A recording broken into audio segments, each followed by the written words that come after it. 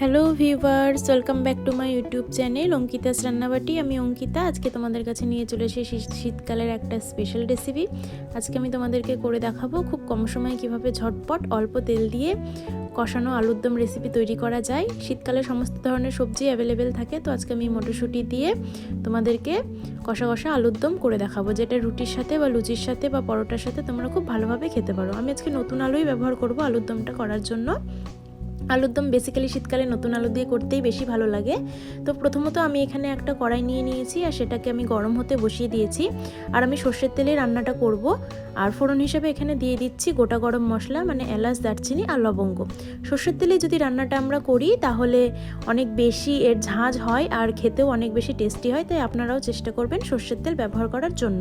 আর এখানে আমি দিয়ে দিলাম বড় সাইজের একটা গোটা তেজপাতা দিলে ফ্লেভারটা অনেক বেশি ভালো আসে। আমি নাড়াচাড়া করে নিয়ে যখন ফোড়নটা একবারে সুন্দর গন্ধ বার হবে তখন আমি রান্নাটা শুরু করব।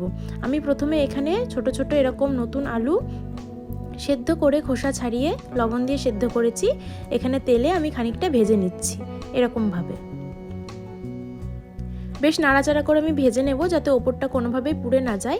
আর আমি এটাকে পুরোপুরিভাবে সেদ্ধ করিনি, মোটামুটি 50% মতো সেদ্ধ করে কড়াইয়ে ভেজে নিচ্ছি, কারণ পুরোটা যদি সেদ্ধ করে নেওয়া হয় তাহলে কিন্তু ভাজতে গিয়ে অনেক সময় ভেঙে যেতে পারে। এবার আলুগুলোকে তুলে নেওয়ার পর সেই তেলেই আমি বাকি রান্নাটা করব। আমি এখানে পেঁয়াজ, রসুন, আদা, লঙ্কা, টমেটো, ক্যাপসিকাম পুরোটা একসঙ্গে পেস্ট করে নিয়েছি। আবারও বলে দিচ্ছি, রসুন, আদা, পেঁয়াজ, লঙ্কা, টমেটো, ক্যাপসিকাম যতটা আমরা আলুর দম রান্না করব সেই অনুযায়ী আন্দাজ মতো করে নিয়ে এটাকে একসঙ্গে পেস্ট করে আমি মশলাতে দিয়ে দিলাম। আমি একসঙ্গে পেস্ট করে আলুর দমটা সবসময় রান্না করি, এতে কিন্তু মশলার ফ্লেভারটা অনেক বেশি ভালো আসে। এবার আমি এর মধ্যে প্রয়োজন অনুযায়ী অ্যাড করে দিলাম হলুদ গুঁড়ো। এখানে আমি 1 টিস্পুন ব্যবহার করলাম। দিয়ে দিচ্ছি 1/2 টেবিল স্পুন লবণ। স্বাদ অনুযায়ী আপনারা এগুলো সব ব্যবহার করবেন। এবার আমি ভালোভাবে নাড়াচাড়া করে মিডিয়াম ফ্লেমে পুরো মশলাটাকে সুন্দরভাবে কষিয়ে নেব। মশলাটা 50% মতো কষানো হয়ে গেলে এর মধ্যে আমি কিছু মটরশুঁটি দিয়ে নিচ্ছি। এটাকেও আমি লবণ দিয়ে আলুর সঙ্গে সামান্য একটু সেদ্ধ করে নিয়েছিলাম। এবার মটরশুঁটিটা পুরোপুরি দেওয়া হয়ে গেলে আমি মশলার সাথে এইভাবে নাড়াচাড়া করে নিচ্ছি। আমি কিন্তু এখন লো টু মিডিয়াম আঁচেই রেখেছি ওভেনটাকে, আমি হাই ফ্লেমে এখন দেব না, তাহলে কিন্তু মশলাটা ধরে রাখতে পারে। এবার যেহেতু বলেছি আমি রান্নাটা খুব অল্প তেলে করব, তাই আমি এটাকে লো ফ্লেমে করার চেষ্টা করছি, তাহলে কিন্তু মশলাটা অল্প তেলেই ভালোভাবে কষে যাবে। আমি একটা পাতিলেবু হাফ করে কেটে নিয়েছি।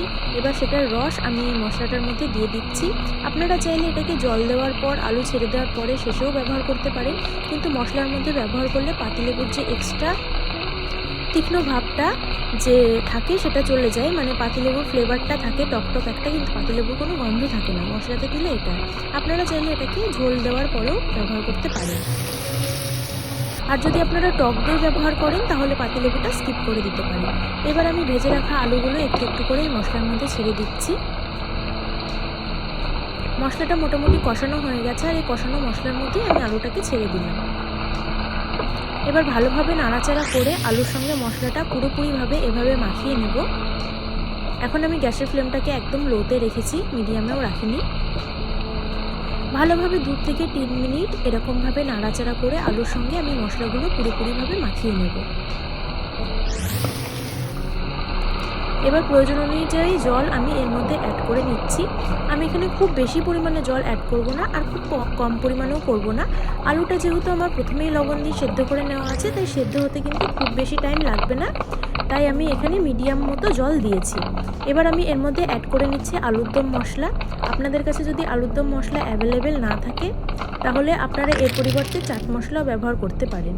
আর শেষে আমি এটা 5 থেকে 10 মিনিট ফুটিয়ে নেওয়ার পর এর মধ্যে আমি অ্যাড করে দিচ্ছি ধনেপাতা। শীতকালে যে কোনো রান্নাতে, বিশেষ করে আলুর দম, চিকেন, এগুলোতে একটু ধনেপাতা দিলে কিন্তু ফ্লেভারটা অনেক বেশি বেটার হয়। তো তৈরি হয়ে গেল আজকের আলুর দম।